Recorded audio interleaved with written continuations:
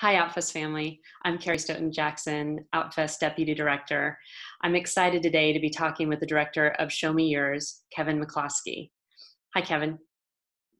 Hi, Carrie. How are you? I'm good. I'm good. Well, it was such a treat to see this. I will say, give this away that we know each other. We work together outside of Outfest, and so it's such a treat to see you as a filmmaker and to learn this side of you.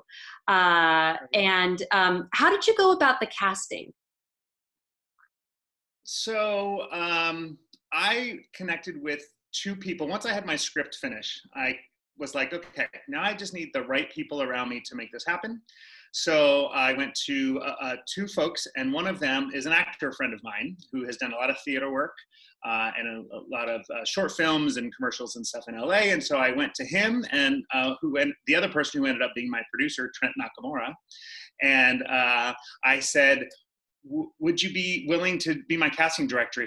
I said, you've been on the other side as an actor and you know what that's like. And I really wanted the audition process and the experience to be really a good one. I was an actor for a short period of time and I know how awful auditions can be. Yeah. And I was determined to make it a positive experience, whether someone got cast or not. And so he said, I don't know a lot about casting, but I'm willing to learn. And so we just dove in and we posted a lot on LA Casting and two casting sites online and got a ton of submissions. We went through SAG. We were a SAG short project agreement. And yeah, it was an incredible experience. And do you want me to talk more about like how we chose the people we chose, or just the process?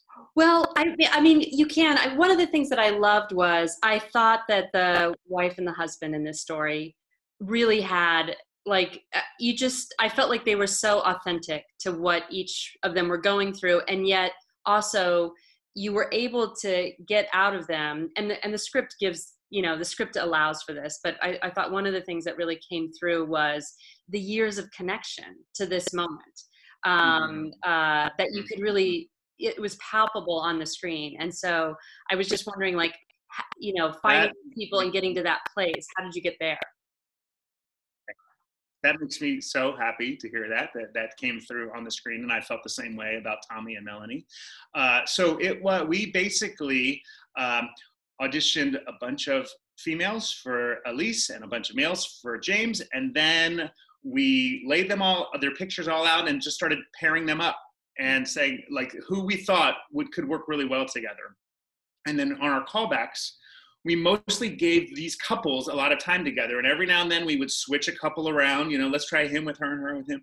And the connection that we wanted folks that felt, like you said, so comfortable. And I would say in our callback, watching Melanie and Tommy together, it felt like this is a couple that's been around for a long time. And in the small little actions and the way that they looked at each other, the way that they touched each other, I remember because this story is kind of inspired by my own life, I got teared up many times in the auditions, particularly in the callbacks, watching Tommy and Melanie, because I could feel what I had felt at that time. And I thought, these are the ones. And they were a dream to work with. So Tommy Hobson and Melanie Laura. Tom and Melanie were great. Yeah. And I didn't know how deep you wanted to go, but I thank you for opening that door to say that this was sort of based on personal experiences. And what was that like to write it and then to be in that place where you're telling that story, but through different people that you've actually lived? So to be completely honest with you, Carrie, because we're friends, this is the second iteration of a story based on my experience. The first one was this really heavy, dramatic feature that I wrote. And I remember sending it out and showing it to people and folks not really responding to it because it was more therapy for me when I wrote that first script. Yeah. And then it was just some distance. And I have had so many people over the years tell me, you need to write your story. You need to write your story. And I just never could figure out how to do that until I thought, you know what? If you take a step back, this is kind of hilarious. A man that is married, a pastor of a church, and is gay, and is coming to terms with that. Like, the best way to deal with this is to try to look at it kind of with a little bit of a comedic lens. And so the process of writing this script the second time around was joy, actually. And I think for me, the reason it was joyful was because I have more distance from the trauma. And I have a really good relationship with all of my kids and my ex-wife, and she knows about this whole process, and is supportive of me, even if she's a little, it's been hard for her to think that I've taken kind of some of our experiences, it's not exactly our experiences, but kind of the inspiration for our experiences and put them out there. But she supports me. And to me, to know that I have somebody who I went through this really hard time with, I could say, here's a way to look at this story, and with a little bit of comedy. I think that's why I really enjoyed writing it this time around. And then to have it actually be filmed, I'm a writer mostly, so to actually have it be produced and filmed and see it has been like full circle. Like, it completes this story for me. Right. Well, I thought you did, I thought two things were true. That was, it obviously is in the writing. But you also capture it in the film, is that the pastor's role. He is on his own path, and he's, there were a couple times when, as the viewer, I was like, stop texting, stop talking, too much. It's too much about you right now in your process. I was like, look at your wife, she's in pain, Right. At the same time, you did such a great job of like humanizing that story of someone who's like a real loving relationship, and they're both at these crossroads, one that she was not a path that she saw herself on. And the film doesn't demonize either one of them in their pursuits, but is also very authentic to where each of them is in that moment. Mm-hmm. And I thought the emotions were so real. And how did you? I get maybe that first script being a little intense. Were you able to just kind of eke out those emotional parts for here? Or how do you think you landed on such a fine-tuned emotional place? Well, first of all, thank you very much. That means a lot coming from you. I think there were some things I wanted to be true about these characters. I wanted it to be true that James and Elise, they have a deep love for each other. This is not about their love for each other. This is not about a marriage or a family that's not working. It's all working. And that James, he loves being a pastor. He loves that role of being a shepherd for a community. And this personal journey that he's going on, while some may see it being contradictory to those things, I believe that they don't have to be contradictory, that somebody who is discovering who they are, what their identity is, what their orientation is, what their political beliefs are, should be able to be hand in hand with their faith and their belief system and their family. As you and I both know, coming out is such a universal experience, and it's typically connected to the LGBTQ experience, but I know a lot of Democrats who have to come out to their Republican families, and I know that's worse. Right. I know, and often the trans community, they have to come out multiple times for their experience. So I felt like these things are universal. No one is the demon. No one is the bad guy in this story. It is just that they have found themselves in these places and in these relationships while they're experiencing these things. The other thing about being, for me, separated enough in time from the actual experiences was that I could make James he wasn't perfect. He should be focused on preparing to give this sermon instead of texting, instead of thinking about his next hookup. But he can't right now. That's all. He's obsessed with it because he's finally, after all these years, allowed himself to start exploring. And that's all he wants to do until he goes into that church and sees his wife and his kids. And he's like, wait, what am I doing? And for Elise, I have had a couple of folks who, at our cast and crew screening where we watched this, a lot of we did a Kickstarter campaign for this film. And so a lot of the supporters came to me afterward and they said, I have to tell you something. To me, this film, this pilot, this show is about Elise. I'm like, that's so great to hear. They said, I want to know her story. I want to know her journey. She's been, like you said, she's been thrown into this, and it wasn't her plan and it wasn't her idea. And she's trying her best to hold it all together. And, I've told my ex-wife that. I'm like, everybody loves your part of the story. And I tell you, as if this ever gets developed into a TV show, oh man, she's going to go on quite a fun and interesting journey. So. I bet. Well, and I loved how you started. I love that we start with these two individuals not knowing that they're together. And most people I think everybody's going to be watching this afterwards, so it's there's no Okay. We hope. If you, I should have put it like a disclaimer on there. But what gave you the idea to start there? Because that was such a great way into where we land with them. I thought, oh, yeah. It was a great setup, because otherwise it just works so well. Yeah, I mean, I think my hope in the entire story as I was writing it was that people were caught by surprise throughout the script, and that each thing we reveal something else. And so I kind of wanted to start it as this typical first date between a man and a woman, so that everyone's guard is down and no one's like, oh, this is about two men, or, I wanted it to be like, okay, here's two people on a date. And then pretty quickly you realize, oh wait, this is not that. And then when we cut to the scene of them being in bed together, and you realize, oh, okay. So I just kept wanting there to be little surprises where the story is slowly unfolding and you're peeling this onion back and there's lots of layers. So that was kind of where that idea came from.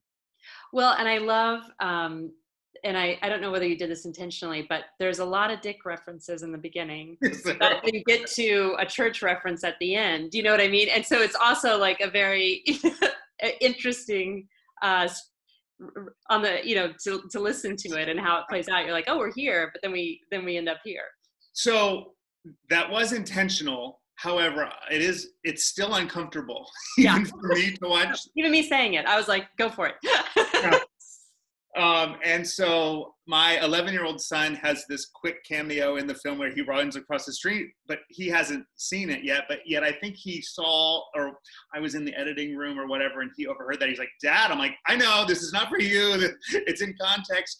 So, but I did it intentionally because, again, we don't think that these two worlds can coexist, right? That a man who is a person of faith and talking about cocks can be together. Like, those have to always, be separated. And I was like, well, that's the conflict. That's the conflict. And also, is that true? Do those things have to be separated? And wanting to really, with this story, explore that and explore all of those intricacies. Because there were definitely a couple times I thought, oh, we put in this stuff a lot, but it doesn't belong in the church world. And so I think that that's what makes it really, really interesting. Yeah. What was the challenge for you from wearing the director's hat? Particularly, I think sometimes when you come in having written the material and then you're actually there writing it and or in the editing room as the director, like how did it change from where you started on the page, and what surprised you about that process? So I think one of my tendencies is to I want to go poignant, right? A lot. And I had to keep saying, wait, I want there to be moments of levity. I want it to be funny at times when it's supposed to be funny. And then I want to then earn the poignancy and not stay there. This is not a drama. It's supposed to be a lighthearted, dark comedy. And so I remember when I was with Elise and Tommy and Melanie in the bedroom scene, the very first scene. And right away, they were, and I don't know if they were getting this from me or they were just bringing this as actors, but they were going really, really serious. Mm-hmm. And I said, okay, cut. I said, you guys are talking about your first dates with men. This is crazy, right? Like, should be funny. You had a margarita. You're not a drinker. This guy was talking about cocks all the time. Like, I want you to laugh about this. Mm-hmm. There will be a point when you can say, ooh, what are we doing? How can we do this? And we get there, and I think they did it really beautifully, and I love the way that scene plays out. So I think for me, part of it was working against my tendency to really always wanting to go deep and to stay lighthearted. And then the other thing was the Kimberly character, who is the worship leader. Yeah. That is going to be, as we continue on episodes, that is going to be a really interesting dynamic between her and the Pastor James. And I wrote a scene, the scene that they have in the church office together. We cut a lot of that scene out because I realized it doesn't pay off in this pilot. So there were things that were in that scene that didn't make a lot of sense. And as we were watching the first couple cuts, we realized they were too many seeds planted for later that we'll just have to save for later. I loved Latoya, the actress who played Kimberly, and I think that there was so much potential there. But yeah, I had to let go of some of my babies in that moment and say, I love some of these lines, but they just don't belong in this episode, probably the next episode. Right, right. Well, I know that's particularly hard when you're the writer too, to let those lines go. But I thought you did a great job teasing it. So where do you see this going? Do you have an arc for this first season? I do. I have a whole arc for the first season, and I've finished the second episode, writing the second episode. And again, this is a secret that cannot be kept very long. But I imagine the first season, it is going to be James and Elise fighting to keep this secret between the two of them, and yet exploring these new sides of them that they haven't explored before. So Talia, the older sister, who is 13, about to turn 14, those kids see everything, right? Even when you're trying to hide, they find everything out. There's nothing you can keep from them. And so I imagine by the end of the season, she's going to know what's going on. And so is Kimberly, the worship leader. And so then James and Elise are going to have some explaining to do. And and so then they have to make a decision about where they go from there. So. And how does this story parallel with yourself? Are you touching in on it from the emotional pieces of the puzzle? Are there some things that happened within your own life where, like for all of us, you're like, wow, that if only that scene were in a movie, you know? Yeah. Oh yeah. No, there are quite a few moments. I mean, I remember when one time my daughter borrowed my phone and was like, "Dad, what is this?" I was like, "That is your uncle." I'm just like, oh. So yeah, there's lots of moments. I went to my very first gay bar and ran into someone from my church. So yeah, there are lots of. So I look forward to all of those really embarrassing moments and putting them into a story. So that would be really, really fun. And my ex and I, we didn't go this route of us dating men and all of that. But I think it's almost like this is an interesting, like, what if parallel story to me. What if we had decided we want to make this work, and okay, yes, you're gay, and I know I can't have you be gay and celibate, so I'm going to let you do this, but we're going to keep our family. What would that have been like? And kind of see what that parallel story would have been, and what would have been the challenges and the successes to that. So yeah, I look forward to seeing.